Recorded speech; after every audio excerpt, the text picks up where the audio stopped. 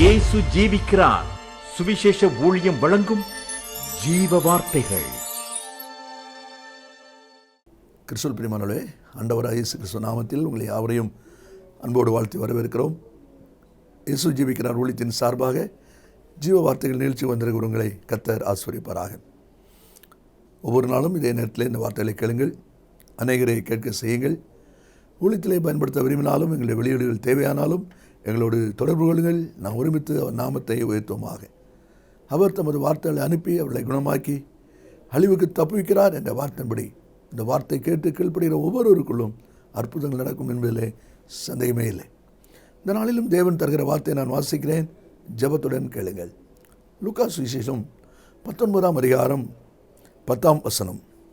இழந்து போனதை தேடவும் ரட்சிக்கவுமே மனுஷகுமாரன் வந்திருக்கிறார். மனுஷகுமாரனாகிய இயேசு இந்த உலகத்திலே வந்த நோக்கங்கள் பல இருக்கிறது என்பதை அறிகிறோம்.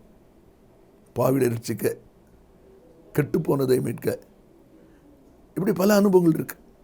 அதில் இங்கே ஒன்று சொல்லப்பட்டிருக்கிறது, இழந்து போனதை தேட. அப்படியானால் வேதாகமத்தில் எப்படி ஆண்டவருக்கு பல பெயர்களை கொடுக்கப்பட்டிருக்கிறதோ அதே போல் இந்த வசனத்தில் கொடுக்கப்பட்டிருக்க பெயர் என்ன? இழந்து போனதை தேடுகிறவர். இழந்து போனதை தேடுகிறவர்.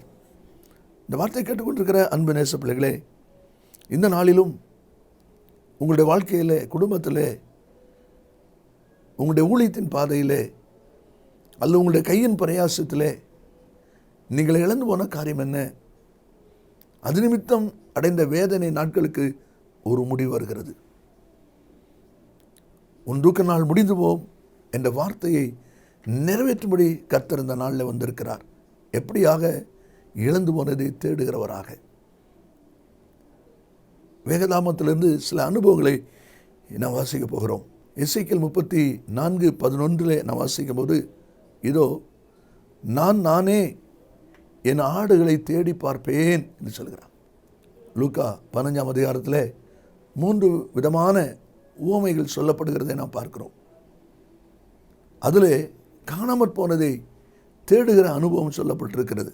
6ஆம் வசனத்தில் காணாமற் போன ஆட்டை கண்டுபிடித்தேன், காணாமற் போன வெள்ளிக்காசு கண்டுபிடித்தேன், அதே போல் காணாமற் போன மகன். இந்த 3 அனுபவங்கள் அதில் இருக்கிறதை பார்க்கிறோம். நம்முடைய தேவன் இழந்து போனதை தேடுகிறவராக இன்றைக்கு நம்மத்தில் வந்திருக்கிறார்.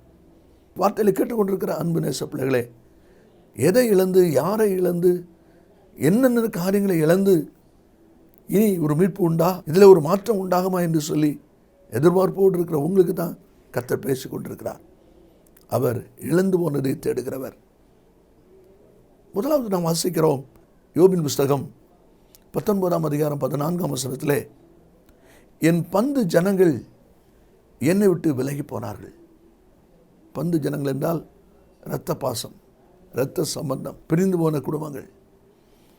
இழந்து போனதை தேட வந்தவர் பிரிந்து போன நிலையில் இருக்கிற, தூரம் போன நிலையில் இருக்கிற, விலகி போன நிலையில் இருக்கிற பந்து ஜனங்களை அவர் தேடி வந்து சேர்க்கிற தேவனாக இருக்கிறார். என் பந்து ஜனங்கள் என்னை விட்டு விலகி போனார்கள் என்று சொல்கிற யோபின் வாழ்க்கையில் 42ஆவது அதிகாரம் 11ஆவது வசனத்தை வாசிக்கும் போது, யோபுக்கு அறிமுகமான அனைவரும் அவனிடத்திலே வந்தார்கள் என்று பார்க்கிறோம். இழந்து போனதை தேட வந்தவர் அதை செய்ய வல்லவராயிருக்கிறார். ரோமர் 11:23 வாசிக்கும் போது, மறுபடியும் ஒட்ட வைக்கிறதற்கு தேவன் வல்லவராயிருக்கிறாரே. இது ஒட்டாது, இது இணையாது, இது அவ்வளவுதான் அப்படிங்கிறது உங்கள் நினைவாக இருக்கலாம்.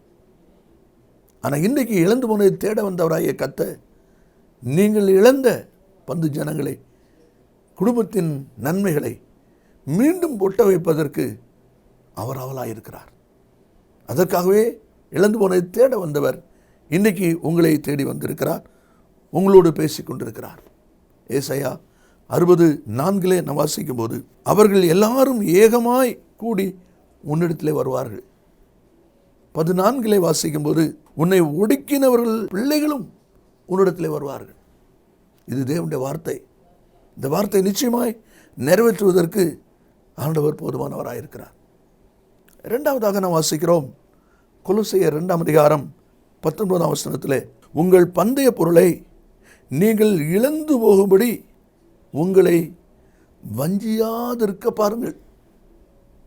உங்கள் பந்தய பொருளை நீங்கள் பெற்றுக்கொள்ளக்கூடாதபடி, அதை இழந்து போக பண்ணும்படி வஞ்சிக்கிறவர்கள் உங்களை நெருங்கி வராங்க. நீங்கள் வஞ்சிக்கப்படாதபடி பாருங்கள். உங்கள் பந்தய பொருளை பெற்றுக்கொள்ளணும். அந்த பந்தய பொருள் என்பது என்ன? எதிர்பார்க்கிற வெற்றி. பந்தயத்தில் ஓடுற எல்லாரும் வெற்றி பெறணும், வெற்றி பெறணும், எனக்கு தான் வெற்றி அப்படி எதிர்பார்த்து ஓடிக்கொண்டிருக்கிறாங்க. உங்கள் எதிர்பார்ப்பை உங்களுக்கு நிறைவேற்றுவதற்கு அதற்காக தேவன் போதுமானவராக இருக்கிறார். எரேமியா 29வது அதிகாரத்தில் 11ஆம் வசனத்தை நாம் வாசிக்கிறோம். நீங்கள் எதிர்பார்த்திருக்கும் முடிவை உங்களுக்கு கொடுக்கும்படிக்கு நான் உங்கள் பேரில் நினைத்திருக்கிற நினைவுகளை அறிவேன் என்று கர்த்தர் சொல்கிறார். நீங்கள் எதிர்பார்த்திருக்கும் முடிவை, அதுதான் உங்களுடைய பந்தய பொருள்.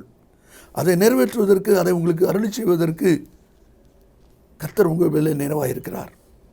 இதுவரை நீங்கள் பெற்றுக்கொள்ள முடியாதபடி உங்களுடைய காரியங்கள் இருந்தாலும் இந்த நாட்களில் அதை உங்களுக்கு திரும்ப தருவதற்கு, உங்களுக்கு கிடைக்க பண்ணுவதற்கு இழந்து போனதை தேடுகிறவர் உங்களுக்காகவே செயல்பட்டு கொண்டிருக்கிறார். புலம்பல் 4ஆம் அதிகாரம் 17ஆம் வசனத்தை நாம் வாசிக்கும் போது, இன்னும் எங்களுக்கு சகாயம் வரும் என்று நாங்கள் வீணாய் எதிர்பார்த்ததினாலே எங்கள் கண்கள் பூத்து போயின என்று சொல்கிறாங்க. இனி காத்திருக்கல பிரயோஜனம் இல்லை.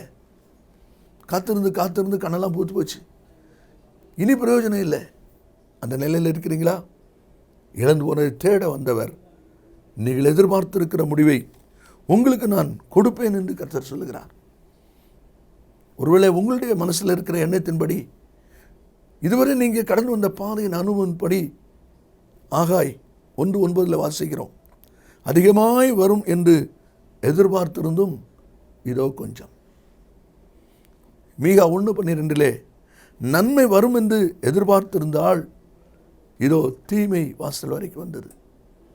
ஒருவேளை நீங்கள் அந்த நிலையில் இருக்கலாம். அதிகம் வரும் நினச்சேன், பிரயோஜனம்லாம் போச்சு. நன்மை வரும்னு நினச்சேன், தீமை தான் வந்து சேர்ந்தது. அப்படி இழந்து போன ஒரு நிலையில் நீங்கள் இருந்தாலும், இழந்து போனது தேட வந்தவர் உங்கள் எதிர்பார்ப்புகளை நிறைவேற்றுவதற்கு அவர் போதுமானவராக இருக்கிறார். நிச்சயமாய் நீங்கள் இழந்து போன நன்மைகளை உங்களுக்கு கொடுப்பதற்கு கர்த்தர் ஆவலாய் ஆயத்தமாய் இருக்கிறார் என்பதை நீங்கள் மறந்து போக வேண்டாம். அதை தான் தேவனுடைய வார்த்தையிலே நாம் இங்கே வாசிக்கிறோம். மாத்திரமல்ல, 3வது அனுபவமாக உபாகமம் 1:21 நாம் இவ்விடமாய் வாசிக்கிறோம். இதோ உன் தேவனாய் கர்த்தர் அந்த தேசத்தை உனக்கு முன்பாக வைத்திருக்கிறார். உன் பிதாக்களுடைய தேவனாய் கர்த்தர் உனக்கு சொன்னபடியே நீ போய் அதை சுதந்தரித்துக்கொள், பயப்படாமலும் கலங்காமலும் இரு. இழந்து போனதை தேட வந்தவர் சொல்லுகிறார், உனக்குள்ளதை நீ போய் சுதந்தரித்துக்கொள். உன் பிதாக்களுடைய தேவனாய் கர்த்தர் உனக்கு சொன்னபடியே. ஒருவேளை நீங்கள் அதை பெற்றுக்கொள்ள முடியாத ஒரு சூழ்நிலையிலே இனி அது நமக்கு கிடைக்க வாய்ப்பில்லை என்று சொல்லி நீங்கள் நினைச்சிருக்கலாம். அதை குறித்த ஒரு சிந்தை கூட நீங்கள் விட்டிருக்கலாம். ஆனால் கர்த்தர் அந்த நன்மை செய்வதற்கு ஆயத்தமாக இருக்கிறார். அந்த நன்மை உங்களுக்கு தருவதற்கு அவர் போதுமானவராக இருக்கிறார்.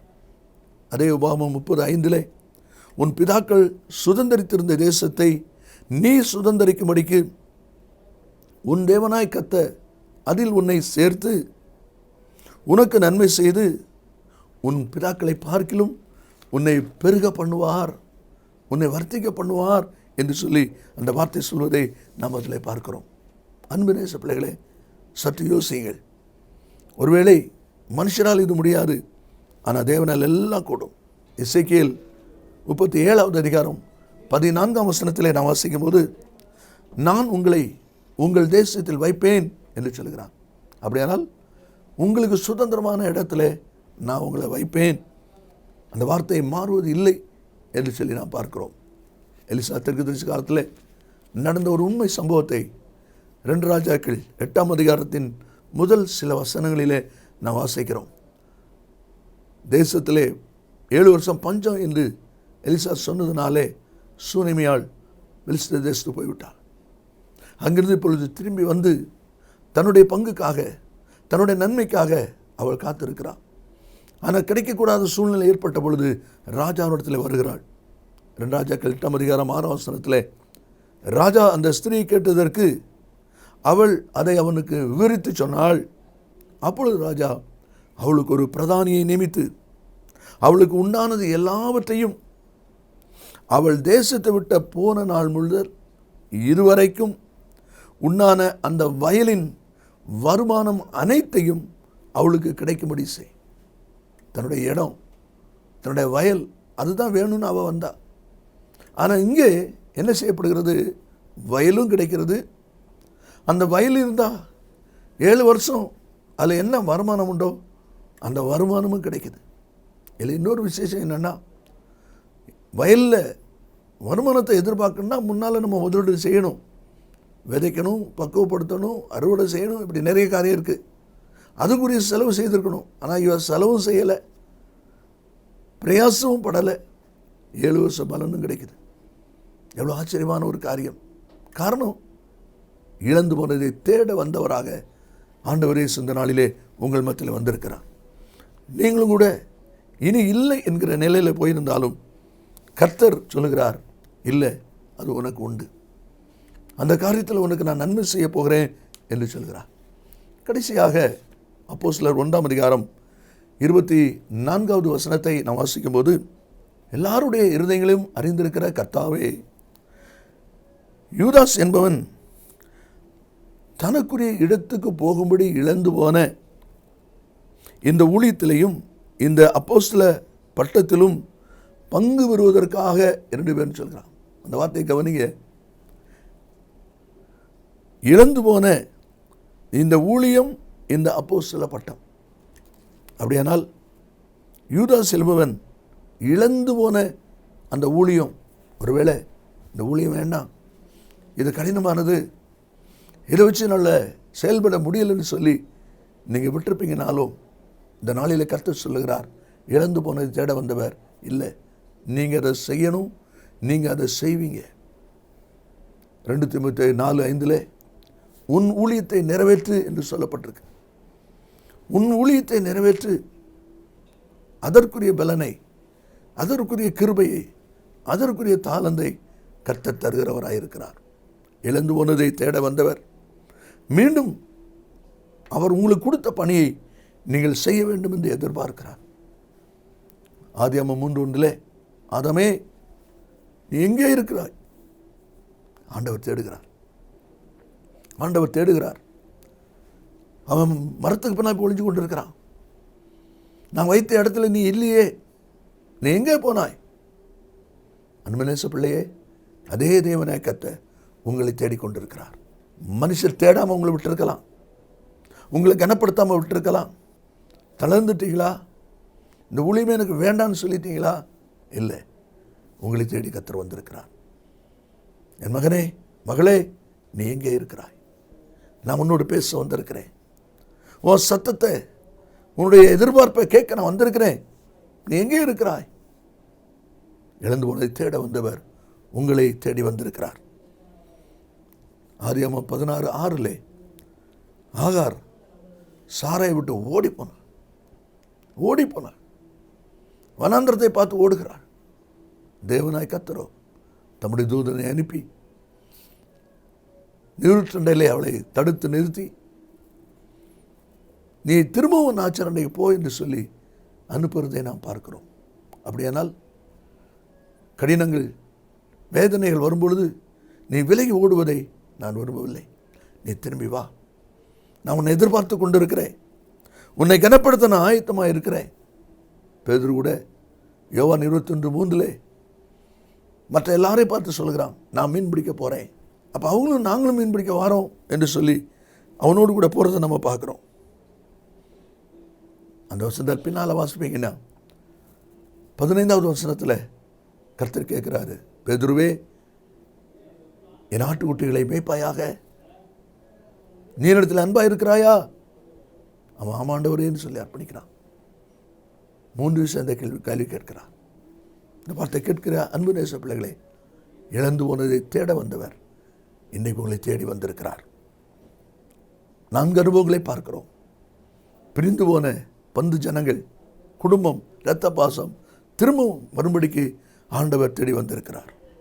உங்களுடைய பந்தய பொருளை, எதிர்பார்த்த பொருளை பெற்றுக்கொள்ளும்படி காரியத்தை நிறைவேற்றுவதற்கு இழந்து போனதை தேடுகிறவர் உங்களை தேடி வந்திருக்கிறார்.